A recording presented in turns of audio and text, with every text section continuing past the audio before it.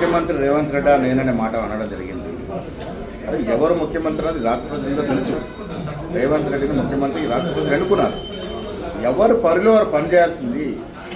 అమెరికాలో దాక్కున్నటువంటి telephone tapping దొంగల్ని తీసుకొచ్చే బాధ్యత మీదా కాదా దాన్ని స్పష్టం ఇవ్వండి. కేంద్ర ప్రభుత్వ పరిధిలో ఉన్నటువంటి అంశాన్ని కూడా మీరు ఆ అంశాలు నెరవేర్చకుండా రాష్ట్ర ప్రభుత్వం నెత్తిన పెడతా ఉన్నారు. ఇది పద్ధతి కాదు. కేంద్రంలో పరిధిలో ఉన్నటువంటి అంశాన్ని మీరు పరిపూర్ణంగా చేస్తూ తెలంగాణకి న్యాయం చేస్తే మేము మిమ్మల్ని గౌరవిస్తాము.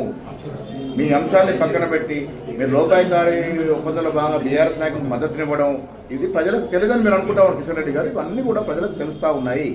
మీకు బీఆర్ఎస్ పార్టీకి ఉన్న లోపాయికార ఒప్పందం బయటపడింది. ఇటీవల జరిగిన ఎమ్మెల్సీ ఎన్నికలు కూడా మీ ఒప్పందం బయటపడింది.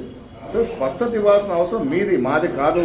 ఈ రాష్ట్రాన్ని అన్ని రంగాల్లో అభివృద్ధి చేయాలనే తపనతో కాంగ్రెస్ పార్టీ, కాంగ్రెస్ ప్రభుత్వం ముందుకు పోతా ఉన్నది.